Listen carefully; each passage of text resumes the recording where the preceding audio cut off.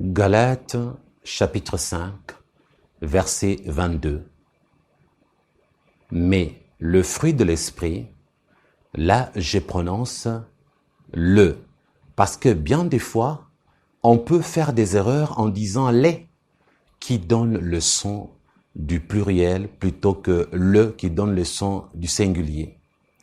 Peu importe, en écoutant avec vos oreilles, sachez que il s'agit du fruit de l'esprit et non pas de plusieurs fruits.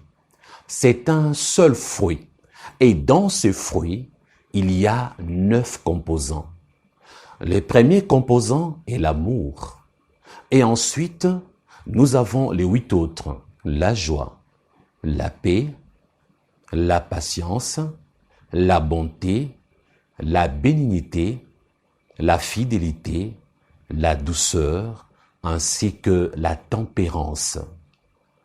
Ces 9 éléments sont inclus dans le fruit de l'esprit au singulier. Aujourd'hui, je mettrai l'accent sur votre ou notre comportement, notre tempérament si vous voulez.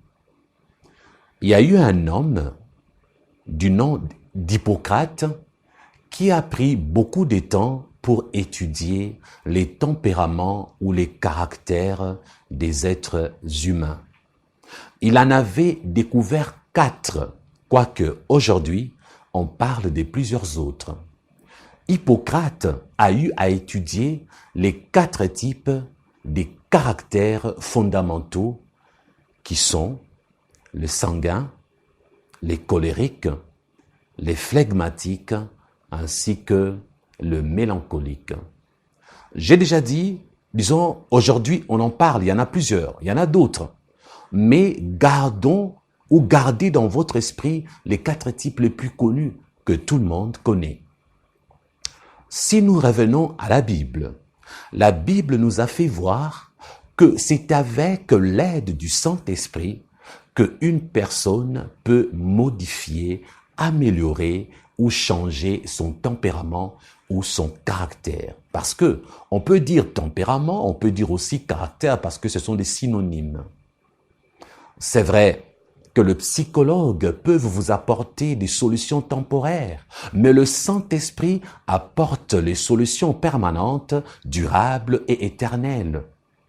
Un enfant de Dieu doit savoir que dans chaque chrétien est placé le fruit de l'esprit. Il n'existe aucun chrétien né de nouveau ou une chrétienne qui peut dire que Dieu ne lui a jamais donné le fruit de l'esprit. Aussi barbare que tu puisses être, aussi méchant que tu puisses être, maladroit ou maladroite, peu importe ton mauvais caractère, sache que il y a le fruit de l'esprit en toi. C'est à toi non pas seulement de prier pour que le Saint-Esprit t'aide, mais c'est à toi de commencer déjà à modifier, à modeler ton tempérament avec ce que la Bible dit. C'est ta part des responsabilités. Lorsque la Bible dit « Faites mourir les œuvres de la chair », cela veut dire que il t'appartient à toi, lorsque la colère arrive, de refuser de te fâcher. Lorsque la haine arrive, souviens-toi que Dieu a mis en toi le fruit de l'esprit qui t'apporte l'amour. Combat la haine qui monte dans ton cœur par l'amour que te donne le Saint-Esprit. Lorsque la tristesse arrive, souviens-toi que tu as le fruit de l'esprit qui t'apporte la joie. Combat la tristesse par la joie du Saint-Esprit. Ton esprit est-il troublé?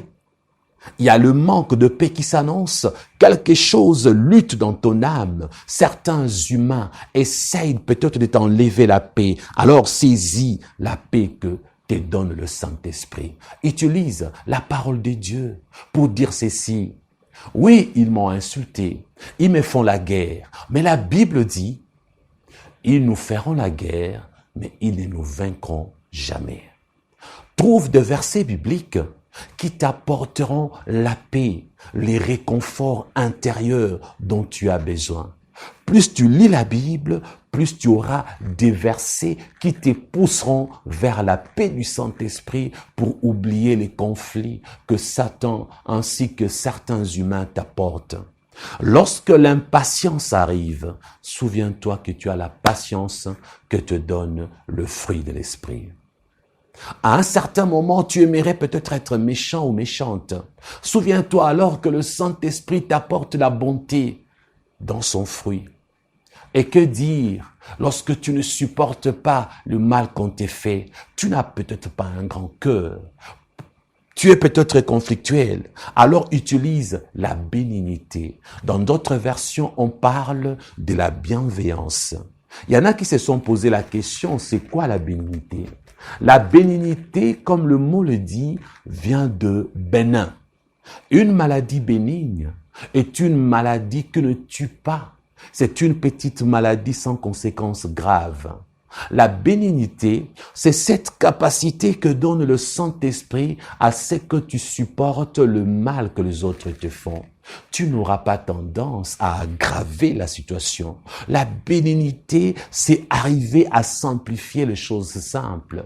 La bénignité, c'est arriver à supporter tout le mal qu'on t'a fait sans être vindicatif, parce que tu trouveras toujours une raison pour pardonner et non pas une raison pour ne pas pardonner. C'est la bienveillance. Lorsqu'on est bienveillant, on pardonne facilement. Lorsqu'on est bienveillant, on prend son mal en patience. Et lorsque tu sens en toi que tu ne peux pas, ne pas tromper ta femme, ne pas tromper ton mari, souviens-toi qu'il y a la fidélité inclus dans le fruit de l'esprit que Dieu t'a donné. C'est à toi de refuser de trahir ton partenaire. C'est à toi de refuser de tromper ta femme ou ton mari. Ce n'est pas le Saint-Esprit qui le fera à ta place. C'est à toi de faire mourir. C'est un ordre donné. Faites mourir. Et si tu sens en toi le contraire de la douceur, tu es souvent brutal, ma sœur. Tu n'as pas le savoir-faire ni le savoir-vivre, mon frère. Le Saint-Esprit t'a déjà donné la douceur. Et si tu ne peux pas être tempérant, le Saint-Esprit t'a déjà donné la tempérance. Tu as découvert aujourd'hui, pas vrai, que tu as le fruit de l'Esprit en toi. C'est à toi de cultiver ce fruit pour produire un grand arbre. C'est à toi de permettre à ces fruits de produire le résultat. Vous savez, frères et sœurs, aujourd'hui, j'aimerais vous dire que le fruit de l'esprit n'est pas seulement utile pour vous dans votre vie au quotidien, vous, célibataires endurcis. Le fruit de l'esprit sauve aussi plusieurs mariages. Le fruit de l'esprit aide à éviter les divorces. C'est une prévention. À éviter les conflits inutiles, les séparations. Le fruit de l'esprit donne l'unité. Lorsque vous avez le fruit de l'esprit, vous ne divorcerez jamais.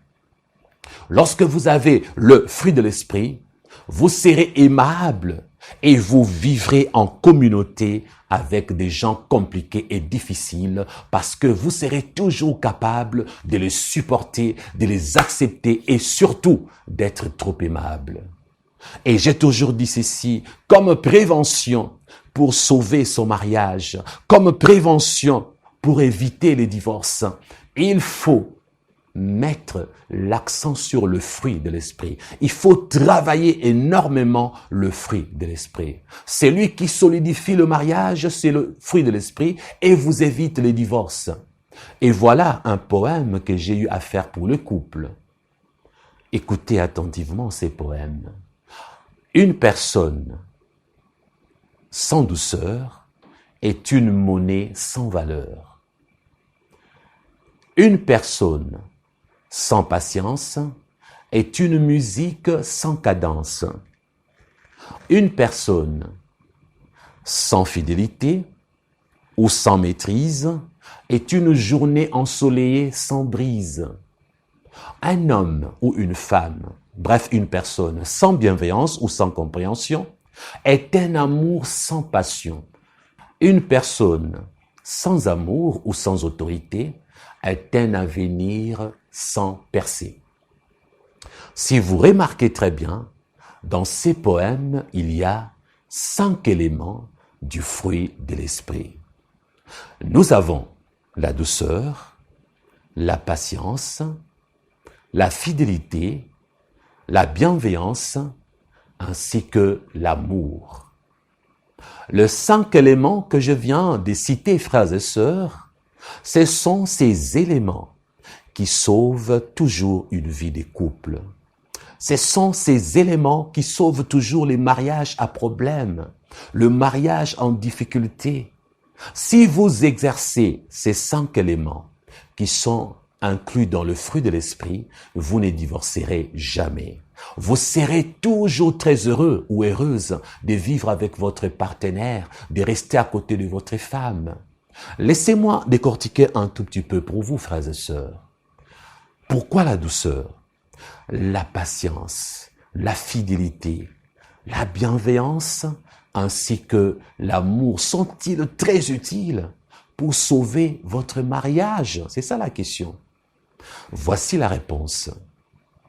Lorsque vous avez le fruit de l'esprit et que vous mettez un accent pointilleux sur ces 5 éléments, il sera impossible pour vous de divorcer ou d'être infidèle. Parce que ce sont des vertus que donne le Saint-Esprit. Dans le fruit de l'esprit, les 9 éléments qui sont à l'intérieur sont des vertus. Et comme le Saint-Esprit est spirituel, comme le Saint-Esprit est surnaturel, cela veut dire que le fruit qu'il donne, il le donne à des êtres humains imparfaits.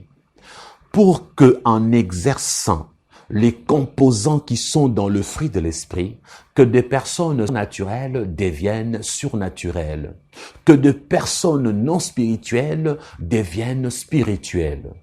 Lorsque vous acceptez d'exercer, de mettre en pratique ces vertus qui sont dans le fruit de l'esprit, alors votre vie va changer, peu importe les domaines. Votre vie avec votre prochain, au travail, partout. C'est ça le secret, frères et sœurs. Dans la version Darby, lorsque Darby donne le fruit de l'esprit, à la place de la patience, vous allez trouver la longanimité. À la place de la bénignité, vous allez trouver la bienveillance.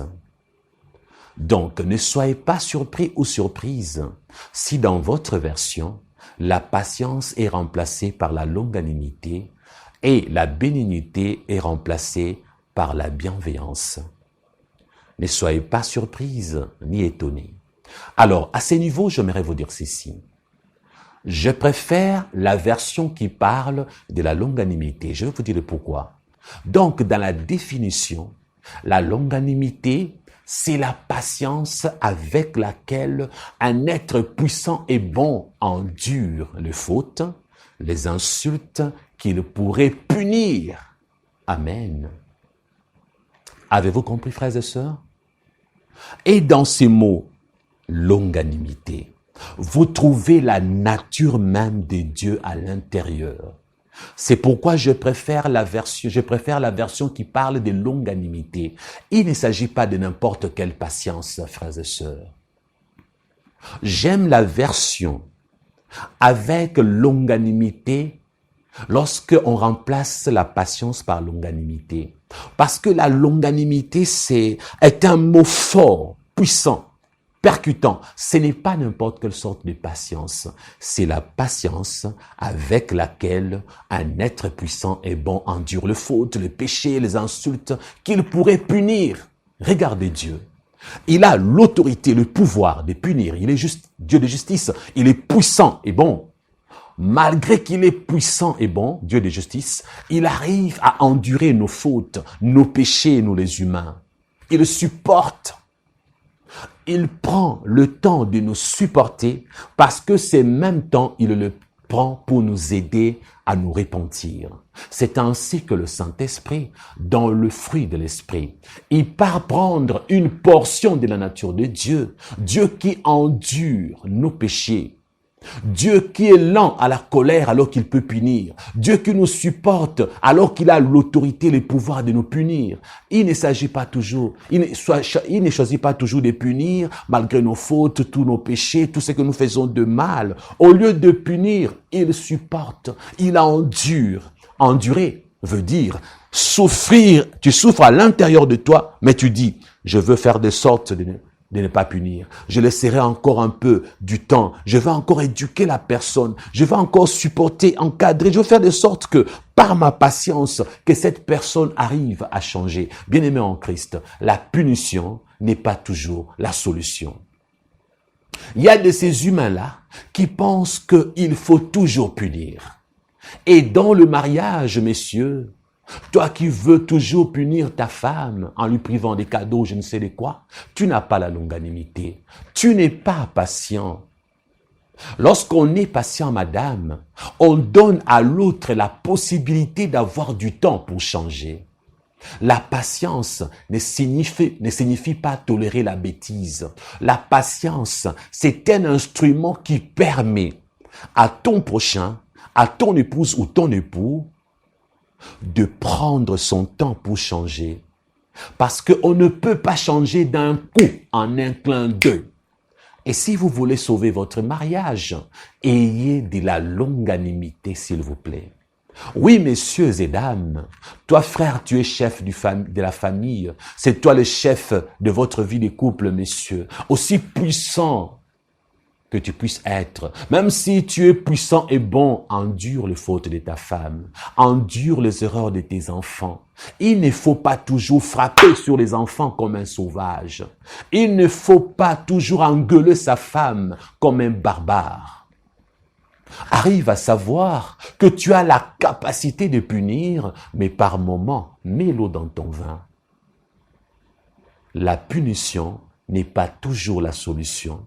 D'où l'importance d'utiliser la longanimité qui est une patience exceptionnelle. Tu peux aussi pardonner. Les 5 vertus que je viens d'énumérer, frères et sœurs, ce sont des vertus données par le fruit de l'esprit qui vont vous aider à bien vivre en communauté, mais surtout pour sauver votre mariage, si vous êtes mariés. Frères et sœurs, écoutez-moi attentivement. Chacun sort d'une famille. Chacun est né avec un tempérament. En ne parlant que de 4 types de caractères fondamentaux que vous connaissez, les sanguins, les colériques, les flegmatiques ou les mélancoliques, si vous êtes ou si vous avez l'un de ces 4 tempéraments, retenez ceci. Il y a des vices qui sont attachés au tempérament. Chaque tempérament a des vices qui lui sont propres. Par exemple, si tu es sanguin ou sanguine, tu es né avec des vices du sanguin.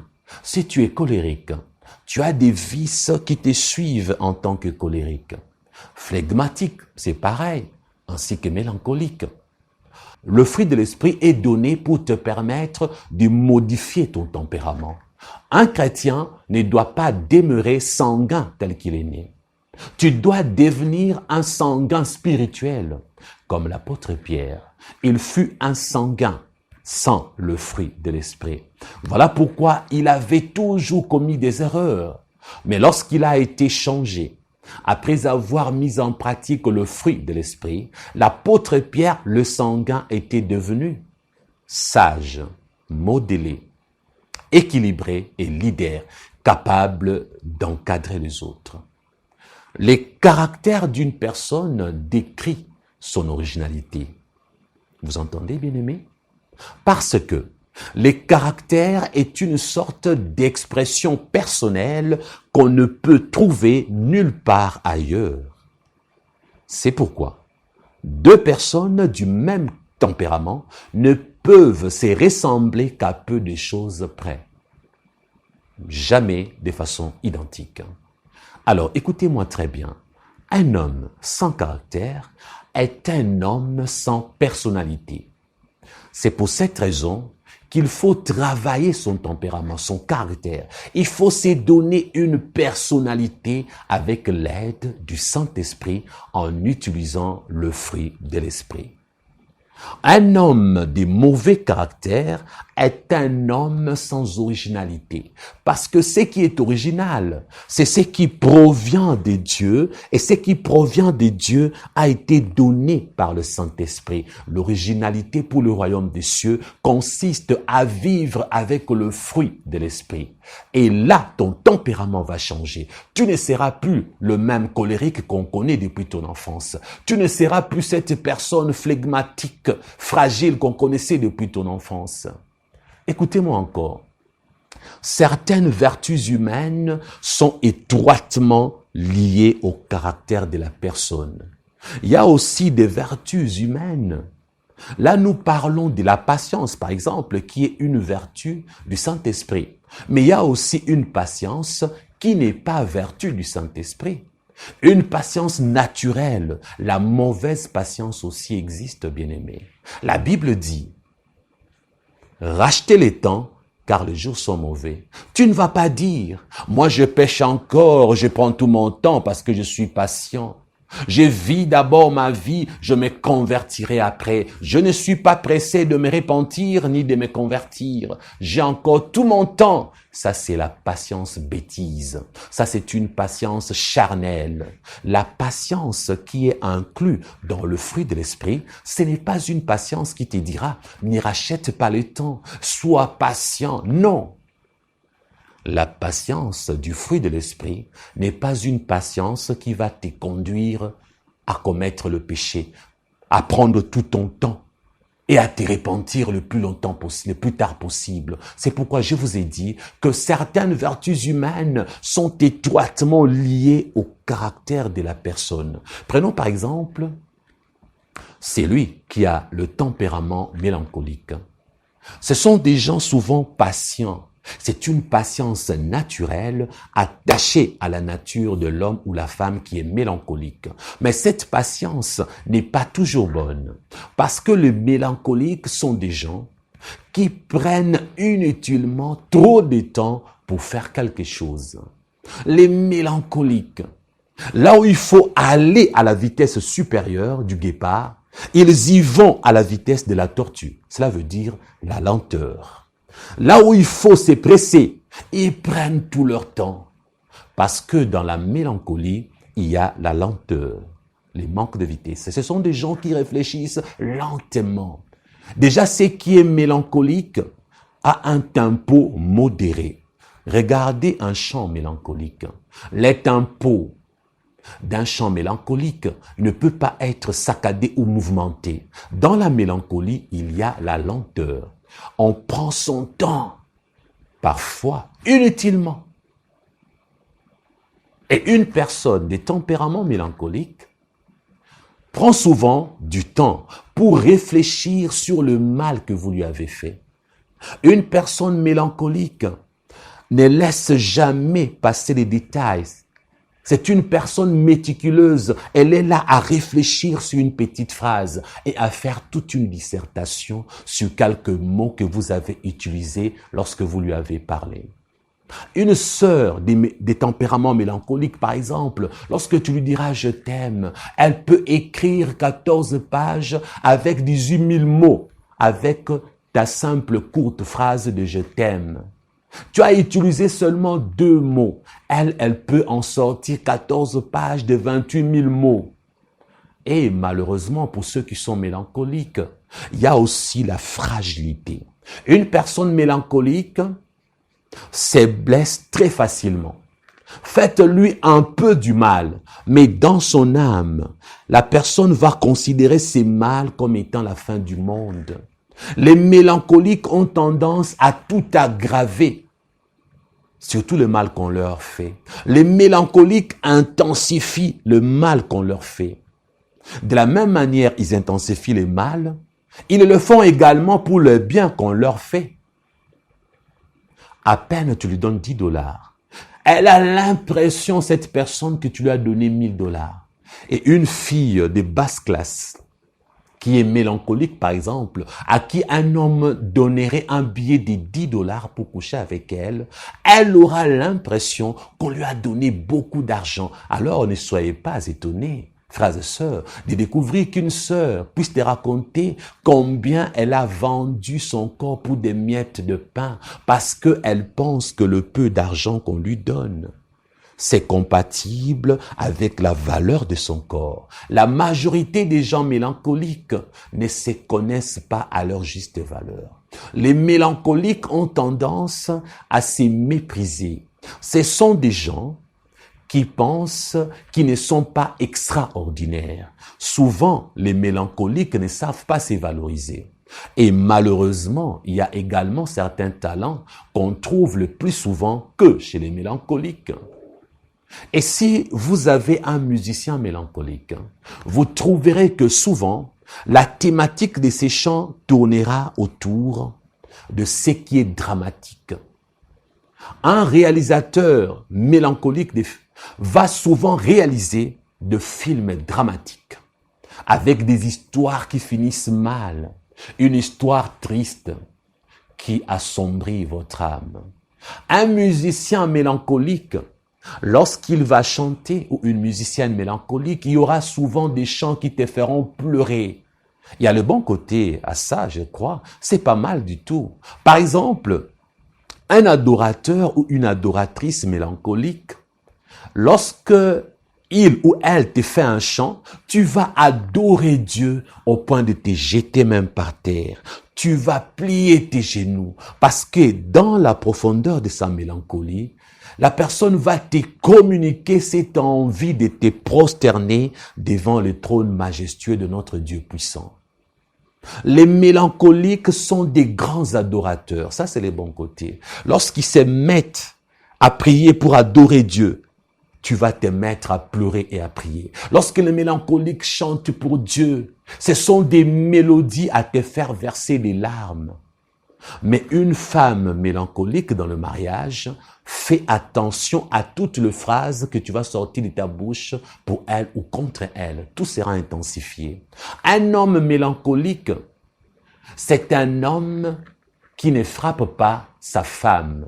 Souvent, les hommes mélancoliques sont très doux, des hommes de paix, très attentionnés, poétiques. Si vous épousez un homme mélancolique, vous aurez rarement de disputes à la maison. Un homme mélancolique fuit les discussions inutiles et les querelles. Le mélancolique évite les problèmes parce que ce sont des personnes très fragiles. Ces personnes savent que si elles s'exposent aux déceptions, il y aura des semaines ou des mois de souffrance. Alors ce sont des gens qui évitent les problèmes. Ils refusent les discussions et fuient les ennuis ou les embrouilles. Alors, je développerai pour les autres tempéraments un autre jour. Je disais au départ que certaines vertus humaines sont étroitement liées au caractère de la personne. Nous avons par exemple la tendresse, la patience, la confiance. Il y a des vertus naturelles qui n'ont rien à voir avec les vertus incluses dans le fruit de l'esprit. Il y a des vertus qui peuvent se retrouver dans deux personnes des tempéraments différents et d'autres difficiles à trouver dans certains tempéraments. Lorsque je vous dis que le mélancolique peut nous faire adorer dans la profondeur, cela ne veut pas dire que celui qui est sanguin ou colérique ne peut pas nous faire adorer avec un peu de mélancolie. Mais il y aura plus l'accent chez les mélancoliques que chez le sanguin. Donc, une personne flegmatique peut aussi faire un chant mélancolique, mais cela ne sera pas sa spécialité. Écoutez-moi très bien. Seul le Saint-Esprit donne le fruit de l'Esprit à tous les types de caractères fondamentaux.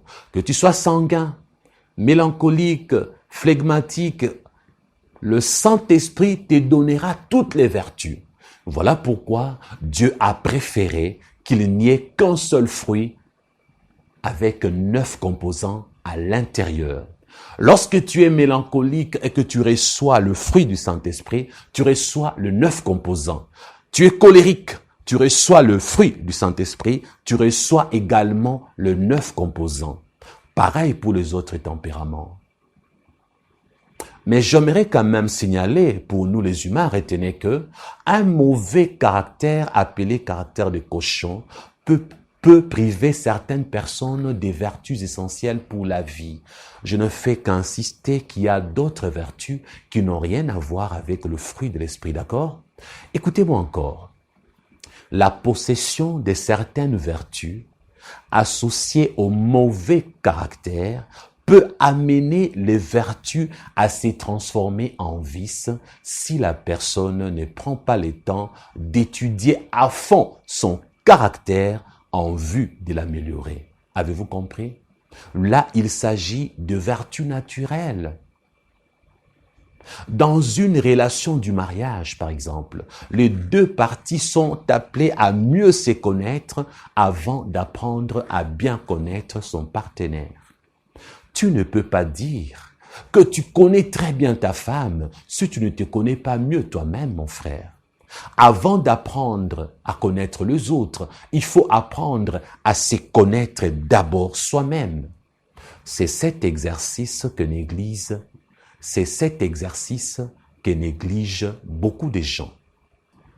Aujourd'hui, j'aimerais mettre l'accent sur la patience parce que dans Galates chapitre 5 verset 22, lorsque nous lisons « Mais le fruit de l'esprit, c'est l'amour, la joie, la paix, la patience », nous retrouvons la patience qui est parmi les 5 vertus que j'ai choisies tout à l'heure pour équilibrer vos mariages ou nos mariages.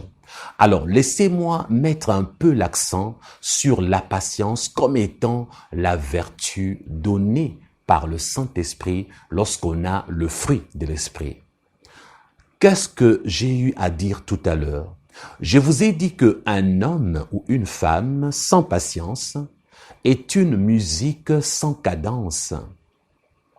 Essayez de danser sans cadence. Essayez d'écouter une musique qui n'a pas de cadence et qui ne vous permet pas de danser avec l'harmonie.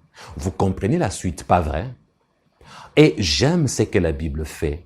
Il n'y a pas que Galates qui nous parle de la patience, mais il y a 1 Thessaloniciens chapitre 5 verset 14 qui nous parle de la patience en disant « Nous vous en prions aussi, frères, avertissez ceux qui vivent dans les désordres. Consolez ceux qui sont abattus. Supportez les faibles. Usez de patience envers tous. » Amen.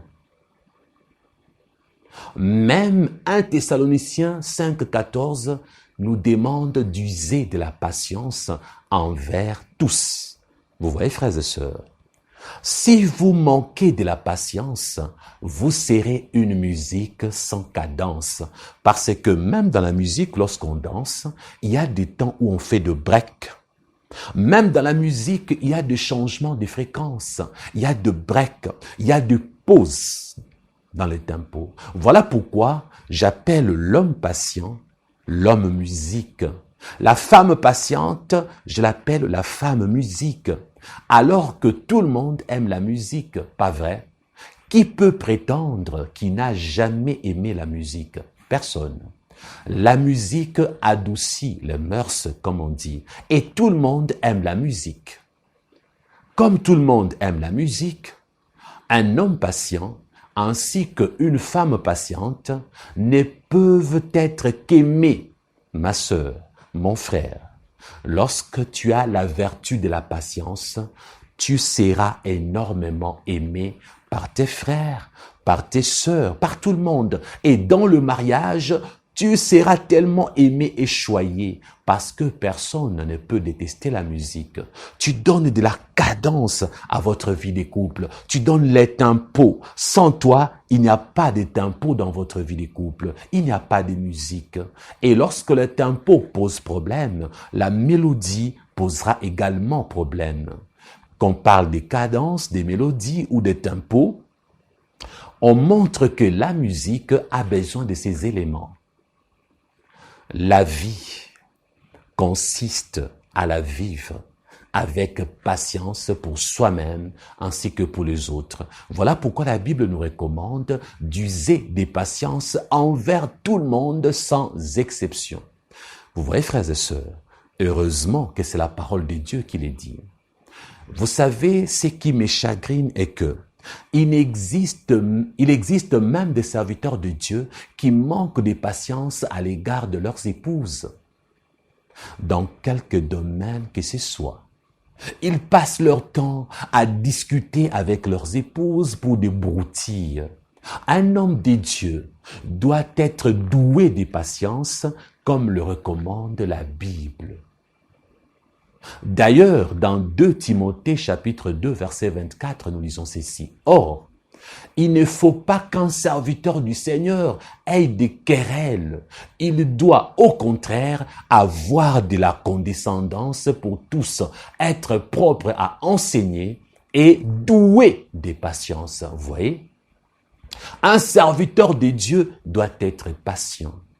Vous savez, moi je suis très patient envers mes collaborateurs, très patient vis-à-vis de ma femme, très patient vis-à-vis des précieuses Diane, mon assistante. Je n'ai pas de choix, j'ai le fruit du Saint-Esprit. Alors, j'ai la patience. Je supporte parfois au-delà des limites parce que j'ai cette vertu en moi, la patience.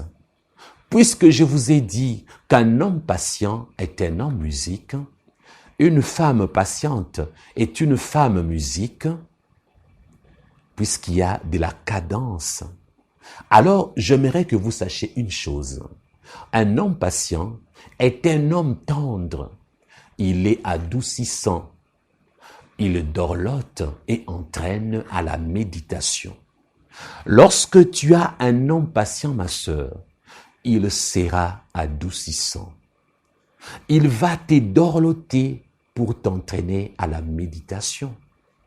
Parce que les hommes patients, leurs épouses, prennent du temps pour méditer sur eux.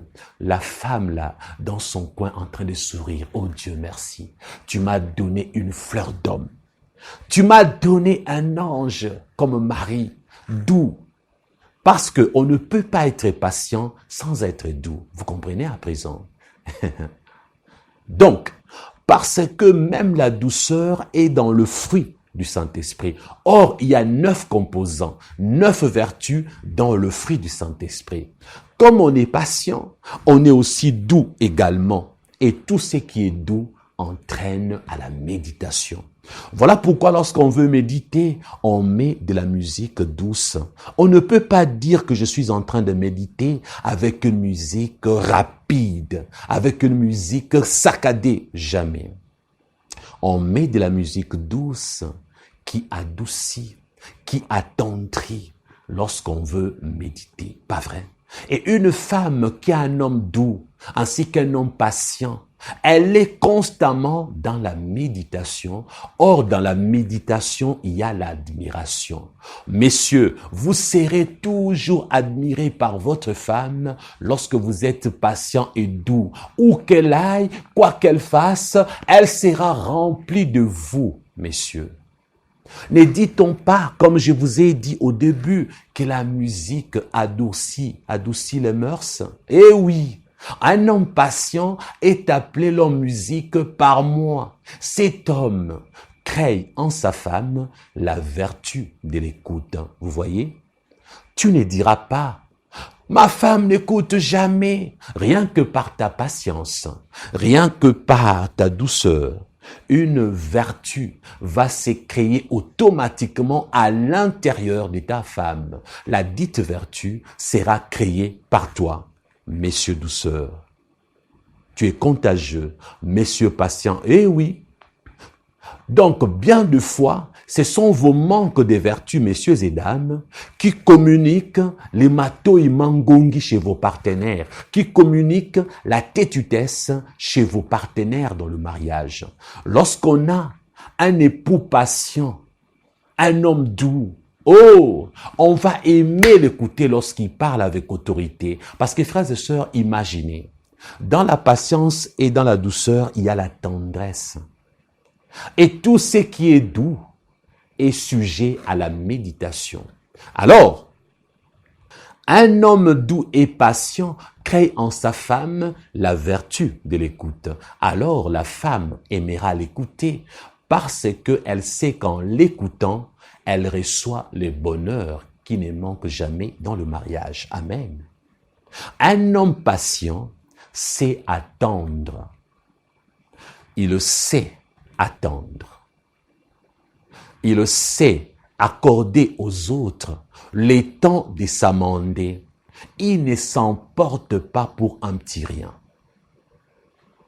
À l'égard de sa femme, il n'ira pas droit au but avec des conclusions hâtives du genre « Je crois que tu ne changeras jamais toi, hein? Tu n'es qu'une idiote. Ça fait des années que je vis avec toi et rien n'a changé. » Jamais il ne fera ça. Écoutez-moi attentivement. La patience a 3 niveaux. Voici les premiers niveaux. La patience est une aptitude qu'a une personne pour attendre longtemps un résultat en vue de persévérer dans ses efforts sans se lasser ni se décourager. Avez-vous compris? Ça, c'est le premier niveau de la patience. Notez bien, dans la patience, il n'y a pas de découragement. Vous entendez? Une personne qui se décourage n'a pas de patience. Tu es découragé. Ma femme ne m'écoute pas. Ma femme ne change pas. Mon mari ne veut pas m'écouter. Mon mari ne change pas. Comme tu es découragé, voilà pourquoi tu penses déjà à la séparation. C'est le manque de patience qu'il y a en toi qui te pousse à chercher le divorce. Lorsqu'une femme est patiente et le monsieur aussi est patient, les deux ne penseront jamais au divorce ni à la séparation. Vous voyez, mes frères et sœurs, voilà pourquoi je vous ai dit que pour sauver votre mariage, travaillez le fruit du Saint-Esprit en vous. Prenez la patience comme vertu que donne le Saint-Esprit. Utilisez la patience, messieurs et dames. Et vous deux, vous allez sauver votre mariage rien que par la vertu de la patience, parce que la patience a 3 niveaux. Son premier niveau, la patience, est une aptitude qu'a une personne pour attendre longtemps un résultat. Tu attends longtemps un résultat en vue de persévérer dans tes efforts sans te fatiguer ni te décourager. Refusez les découragements, frères et sœurs. Persévérez dans vos efforts. Tu as fourni des efforts, mais bats-toi encore. Persévère encore. Continue encore, tu vas attendre longtemps les résultats. Ne cherche pas rapidement un résultat. Lorsqu'on est patient, on ne dit pas, si tu ne changes pas dans une semaine, je te quitte. Lorsqu'on est patient, on ne dit pas, ça fait 2 ans que je patiente. On patiente encore, car la fin d'une chose vaut mieux que son commencement.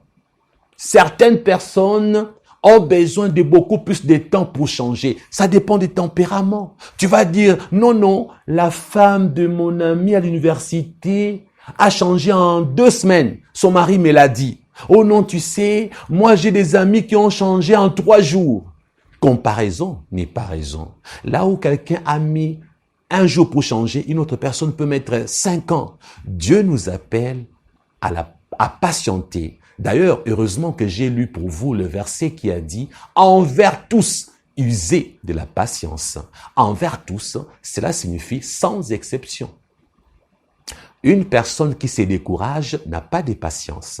Si vous vous découragez de supporter votre frère, votre épouse, votre ami en lui accordant du temps pour s'améliorer, vous êtes impatient ou impatiente. Vous vivez sans patience. Écoutez-moi encore. Le premier point de ces premiers niveaux de la patience nous donne à attendre longtemps. Oh là là, est-ce que vous êtes en train de comprendre? Attendre quoi? Attendre un résultat. Combien de temps? Longtemps. Vous entendez, frères et sœurs? Si vous dites, j'en ai marre, mon épouse ne change pas, nous aurons bientôt 3 semaines de mariage. C'est que vous ne savez pas attendre. Le problème n'est pas au niveau de votre partenaire qui ne change pas, ou au niveau de votre enfant qui ne vous donne pas les résultats escomptés. Le problème, c'est à votre niveau. Messieurs l'impatient, madame l'impatiente, c'est en vous qu'il y a le manque de patience. Les résultats que vous attendez finira par venir si vous usez de patience, s'il vous plaît. Alors, revenons. Les deuxièmes points de ces premiers niveaux de patience nous invitent à persévérer dans nos propres efforts sans nous lasser ni nous fatiguer. Vous comprenez, bien-aimés? Dans vos propres efforts, persévérez sans lassitude et sans découragement. Lorsque vous attendez un probable changement de votre partenaire, il vous faut vous armer de persévérance. Armez-vous de persévérance. Écoutez-moi encore. Cette persévérance se conjugue dans vos propres efforts. Vous devriez fournir des efforts en vous-même sans vous lasser ni vous décourager dans votre espérance. Si vous ne fournissez pas d'effort, votre persévérance s'estompera et vous déprimerez en vous agaçant avec l'amertume dans l'âme. C'est vrai, comme je l'avais dit, tout dépend de votre tempérament. Si vous ne savez pas supporter et attendre, vous deviendrez peut-être amer, maussade, et vous commencerez à chercher la voie de sortie, la séparation comme issue ou divorce comme solution. Beaucoup de couples ont bâclé leur mariage par manque de patience, tout simplement. La persévérance, c'est avant tout la constance dans l'obstination à suivre une résolution. Laissez-moi le répéter pour que vous puissiez bien comprendre. La persévérance, c'est avant tout la constance dans l'obstination à suivre une résolution. Avez-vous compris? Si votre résolution, c'est d'obtenir quelque chose de votre femme, de votre époux, vous userez de constance. La persévérance, c'est en second lieu la continuation ou la persistance. Là, nous étions en train de décortiquer le premier niveau de la patience, parce que je vous ai parlé de 3 niveaux. Laissez-moi rappeler rapidement. Le premier niveau, c'est une aptitude qu'a une personne pour attendre longtemps un résultat en vue de persévérer dans ses efforts sans se lasser ni se décourager. Voici le deuxième niveau. Le deuxième niveau de la patience, elle est une qualité qui consiste à supporter avec une certaine compréhension les aspects déplaisants, gênants ou pénibles du comportement d'autrui. Très important à savoir, pas vrai? Ça, c'est le deuxième niveau de la patience. Une qualité qui consiste à supporter avec une certaine compréhension les aspects déplaisants, gênants ou pénibles du comportement d'autrui. Voilà pourquoi, dans la patience, il y a la compréhension, frères et sœurs.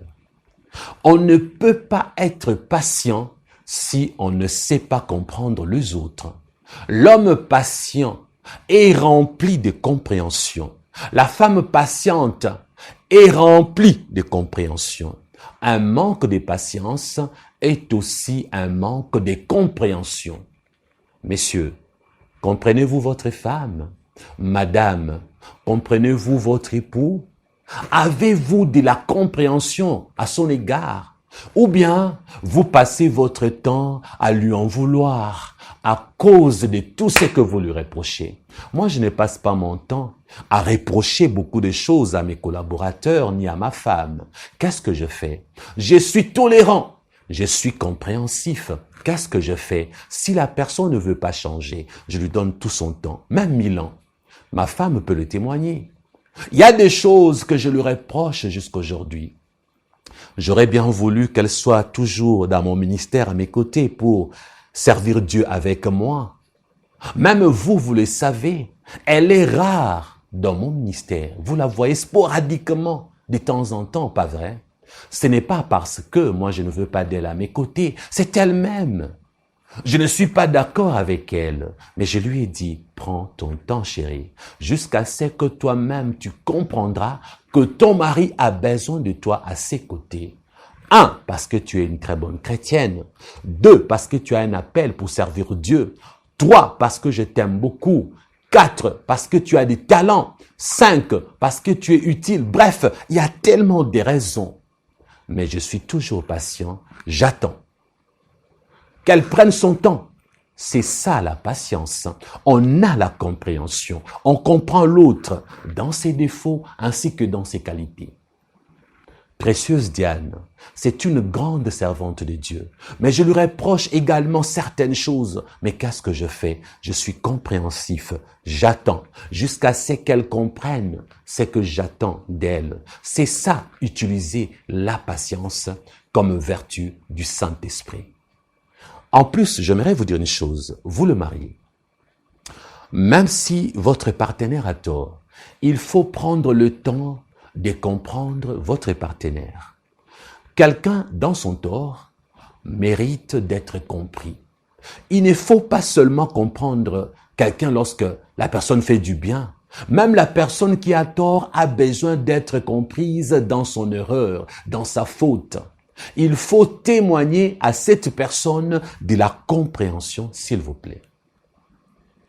Certaines personnes ne peuvent être aidées que si on leur témoigne un peu de compréhension. Cherchez à comprendre les mobiles de leurs actes, car il existe toujours des situations atténuantes. Ne pensez pas que lorsqu'une personne est fautive, qu'il n'y a pas une situation atténuante. Oui, votre femme ne vous obéit pas. Oui, votre époux ne vous écoute plus. Mais dans sa faute, il y a peut-être une situation atténuante. Qu'est-ce qui pousse votre femme à ne pas vous comprendre? Qu'est-ce qui pousse votre mari à ne plus être gentil? Si vous réfléchissez bien, si vous avez de la compréhension, vous allez découvrir le pourquoi de son comportement, le pourquoi de sa têtutesse, le pourquoi de sa désobéissance, le pourquoi de son erreur. Remettez-vous toujours en question et apprenez que dans la compréhension, c'est aussi la recherche de savoir qu'est-ce qui pousse l'autre à faire ce qu'il a fait ou ce qu'elle a fait. Peut-être que c'est vous, l'élément déclencheur. On ne sait pas, mais la compréhension vous aidera toujours. Le deuxième niveau de la patience nous montre ici qu'elle est aussi une qualité qui consiste à supporter avec une certaine compréhension les aspects déplaisants, gênants ou pénibles du comportement d'autrui. Si vous comprenez, bien-aimés, vous serez heureux, vous serez heureuse dans vos relations avec les autres. Combien d'hommes n'arrivent-ils pas à supporter avec une certaine dose de compréhension les aspects déplaisants, gênants ou pénibles du comportement de leur femme? Non, pourquoi? Je suis autoritaire, c'est moi le chef, c'est moi le patron. Qui te dit que le chef ne peut pas supporter les subalternes? Qui te dit que le patron ne peut pas supporter ses sujets? Qui te dit que le mari ne doit pas supporter une femme insupportable? Qui te dit que la femme qui a des défauts ne mérite pas d'être aimée? Qui te dit qu'il faut seulement aimer la personne qui a des qualités? Toi, tu as toutes les qualités du monde? Moi, je donne toujours de l'amour à ma femme, même lorsque j'estime qu'elle ne les mérite pas. Vous comprenez? La femme a besoin d'être comprise, même lorsqu'elle a tort. Avez-vous compris? Ne lui privez pas votre amour lorsqu'elle devient déplaisante ou dégoûtante. Son humeur peut changer sans raison lorsqu'elle a ses règles, pas vrai? Son comportement peut devenir âpre lorsqu'elle est enceinte, n'est-ce pas? Que faire en ces moments-là? Alors, supporter ses caprices tout simplement. J'ai toujours aimé ce que le pasteur Roland Daloluata Okitondo m'avait dit un jour. Il m'avait dit ceci, écoute Christian Ben, les femmes parfois deviennent agaçantes lorsqu'elles sont enceintes. On peut bien les critiquer, mais on ne saura jamais ce que ça fait que d'être enceinte. Parce que nous les hommes, nous ne serons jamais enceintes. Nous ne porterons jamais de bébé dans nos ventres. Alors, il est impossible qu'une femme t'explique ce qu'elle sent quand elle est enceinte. Il te sera impossible de la comprendre même si elle t'explique parce que tu ne seras jamais enceinte, n'est-ce pas? On ne saura jamais. Alors, qu'est-ce qu'il faut faire? Supporter. Revenons maintenant. Nous arrivons au troisième niveau de la patience. La patience, dans son troisième niveau, c'est une vertu d'une personne qui consiste à supporter sans se plaindre le mot, les difficultés ou les désagréments de l'existence. Vous voyez? Ah oui! Dans la patience, il y a le fait que vous n'avez pas droit de vous plaindre tous les jours. De vous plaindre de quoi? De problèmes, des difficultés ou des désagréments de l'existence qui fait partie de la vie humaine. Tout ne changera pas dans votre vie, bien-aimés. Il y a des choses que vous ne changerez jamais dans votre partenaire. Il y a des défauts qui vont demeurer dans votre partenaire jusqu'à la mort. Il y a des vices qui ne quitteront pas vos enfants ni vos partenaires dans le mariage. Si vous pensez qu'il faut changer des partenaires, c'est ça la solution, vous vous trompez. Voilà pourquoi il y en a qui changent des femmes et des hommes comme des habits. Tu t'es remarié plusieurs fois. As-tu trouvé la meilleure des femmes, les meilleurs hommes? Parce que dans chaque être humain, il y a les vices et les vertus. Il y a des choses que vous n'arriverez jamais à changer, alors il faudra seulement les supporter. Lorsque tu as épousé ta femme, si elle avait 14 vices, après 10 ans de mariage, elle a fourni des efforts, elle a vaincu cette vice. Il ne reste que 7 autres à vaincre. Alors supportez-la. Qui vous dit que nous allons nous débarrasser de tous nos vices? Nous ne serons jamais parfaits dans cette enveloppe de chair. Un être humain n'atteindra la perfection qu'après l'enlèvement de l'Église, lorsque nous serons tous transformés en un clin d'œil. Dans cette enveloppe de chair, nous ne serons jamais parfaits. C'est pour vous dire, frères et sœurs, que personne ne peut arriver à vaincre tous ces vices. Voilà pourquoi la patience, c'est aussi cette vertu qu'a une personne qui consiste à supporter sans se plaindre le mot, donc le problème, les difficultés ou les désagréments de l'existence. Ta femme est née, elle bégaye un peu. Pourquoi tu veux la quitter pour prendre celle qui parle bien?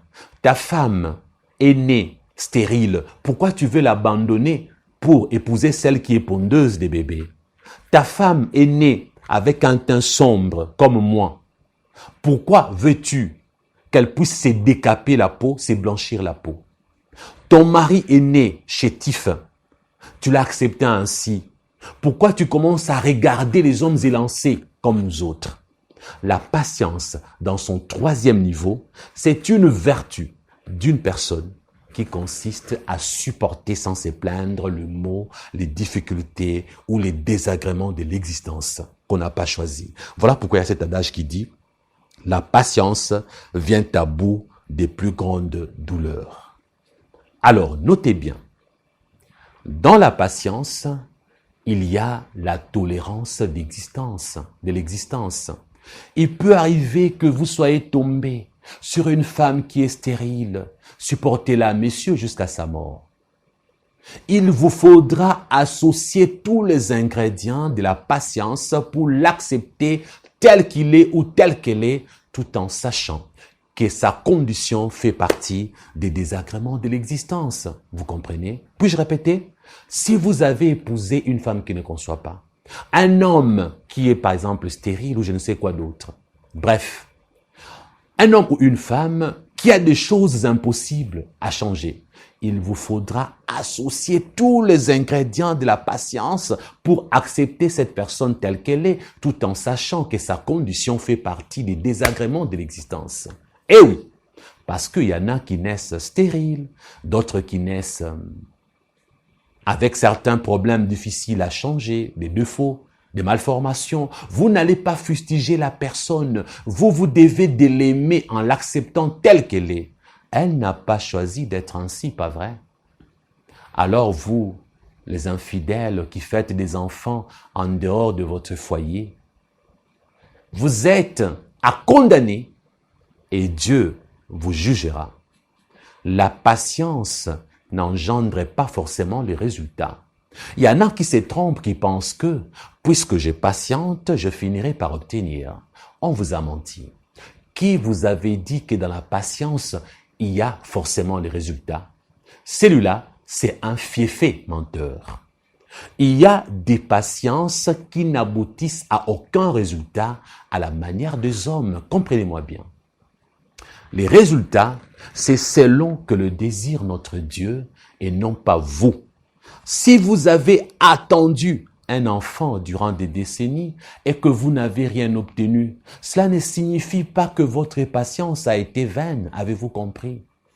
Parce que dans la patience d'attendre un enfant, Dieu peut décider de ne pas vous donner cet enfant. Votre patience a été bonne. Le résultat a été le refus de Dieu, parce que même le refus de Dieu est un résultat. Qui vous dit que Dieu est obligé de faire ce que vous voulez? Même le silence de Dieu est une réponse. Il y en a qui pensent que les résultats, c'est selon leurs attentes. C'est faux. Le refus de Dieu est un résultat. Comprenez à présent. Tu es paralytique, par exemple. Dieu refuse que tu marches. Tu resteras paralytique jusqu'à ta mort. Le refus de te guérir est un résultat. Le résultat est que Dieu veut que tu restes comme ça. Alors, dans ta patience, tu vas marcher après la résurrection de mort. Tu comprends? Toi, paralytique, le pauvre Lazare est mort pauvre, mais riche au ciel. La patience, c'est aussi supporter sans se plaindre le mot, les difficultés ou les désagréments de l'existence. Tu es né paralytique, tu n'as jamais marché. Tu es né aveugle, tu n'as jamais vu. Cela ne veut pas dire que Dieu ne t'aime pas. Souvent, le paralytique, le boiteux sont des gens méchants. Ils pensent que Dieu ne les aime pas, ils se fâchent contre tout le monde. Parce qu'ils pensent que l'amour de Dieu consiste seulement à leur ouvrir les yeux ou à leur faire marcher. C'est faux. L'amour de Dieu, c'est de vous amener dans son royaume. Ce que Dieu ne fait pas ne signifie pas que Dieu ne vous aime pas. Alors, lorsque vous patientez, les résultats, ce n'est pas selon vous. Alors, je répète, la patience, c'est aussi supporter sans se plaindre le mot, les difficultés ou les désagréments de l'existence. Ainsi va la vie.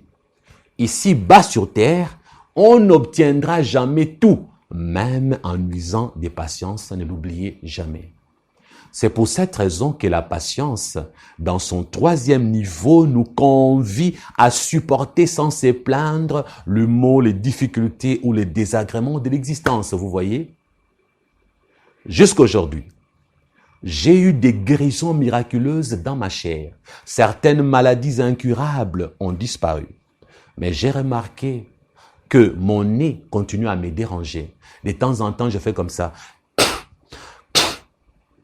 Vous voyez?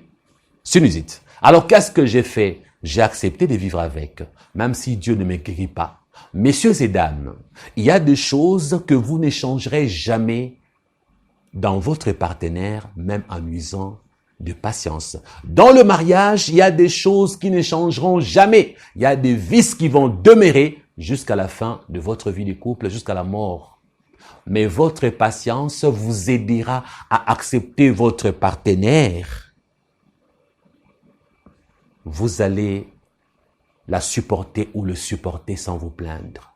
Vous plaindre sur le fait qu'elle a des petits seins, vous plaindre sur le fait qu'elle n'est pas trop intelligente, il ronfle trop la nuit. Oh, il y a des hommes qui ronflent. Vous savez, je connaissais un frère lorsque j'étais adolescent. Nous étions à la retraite des jeunes. On dormait ensemble. Et ses frères, quand ils commençaient à ronfler, oh, personne ne pouvait dormir. Dans le mariage, il y a des hommes comme ça qui ronflent. Ma sœur supporte. Ou alors, va dormir dans la chambre des amis. Trouvez toujours une solution. Il y a toujours moyen de trouver une solution. Une femme avait un jour trouvé une solution de piquer son mari quand ces derniers ronflaient avec une aiguille. Quand l'homme ronflait, elle piquait, et l'homme arrêtait de ronfler. Bon, si c'est une solution, tant mieux. Le pauvre, il s'est réveillé toujours avec des douleurs sur les bras. Trouvez n'importe quelle solution, mais pourvu qu'elle en soit une. Nul n'est parfait. La patience, c'est aussi accepter l'autre avec ses défauts et non pas seulement avec ses qualités. Apprenez à aimer les autres avec leurs qualités ainsi que leurs défauts. Même si votre femme ne change pas, continuez à l'aimer. La patience, c'est aussi ne pas toujours chercher à attendre pour obtenir coûte que coûte ce que vous voulez. Amen. N'aimez pas seulement votre femme ou votre époux ou vos enfants pour leurs qualités, mais aimez aussi avec leurs défauts. La femme idéale n'est pas la femme parfaite. La femme idéale est celle qui a des défauts et des qualités si vous ne l'avez jamais su. L'homme idéal est aussi celui qui a des défauts et des qualités. Dans le mot idéal, il n'y a pas de perfection. Une femme sans défaut est un monstre. Un homme sans défaut est un ange. C'est impossible, pas vrai, d'être un ange ou un monstre. La consolation accompagne souvent la patience pour aboutir à l'espérance. Voilà pourquoi Dieu console toujours le cœur patient. La patience et la consolation que donnent les Saintes Écritures offrent l'espérance. Voilà pourquoi, dans l'espérance, on ne peut pas extraire la patience et la consolation. Dans l'espérance, il y a la patience et la consolation. Lisons Romains chapitre 15, verset 4 et découvrons, la Bible dit, « Or, tout ce qui a été écrit d'avance l'a été pour notre instruction, afin que, par la patience et par la consolation que donnent les Écritures, nous possédions l'espérance. » Amen. Alors, c'est quoi l'espérance? La définition la plus simple, la voici. L'espérance est la confiance diffuse en l'avenir. Lorsqu'on patiente, on a une pleine confiance d'obtenir dans le futur. D'où l'intervention de l'espérance. C'est ce qui fait l'objet d'un élan de confiance. Alors, si vous êtes patient, vous serez consolé car votre espérance produira des fruits au temps fixé par Dieu. Parce que tout ce que Dieu ne nous donnera pas dans cette vie, il nous donnera ces choses-là au-delà de cette vie, dans l'éternité, lors de la résurrection de mort. Nous aurons tout ce que nous avons espéré, tout ce que nous avons attendu, la félicité. Eh oui, frères et sœurs, avec Dieu, on ne perd jamais. Je vous retrouverai donc prochainement. Si vous avez aimé cet enseignement, n'oubliez pas de nous encourager, car c'est pénible de faire ces genres d'enseignements. Si je vous dis combien j'ai été combattu, et l'heure, il est 2h25 du matin, je suis encore là, en train de vous enseigner. Encouragez-nous, selon que Dieu vous mettra à cœur. Et sachez une chose, nous sommes une famille chrétienne. Et ensemble, nous nous retrouverons là-bas un jour. Que Jésus-Christ vous bénisse.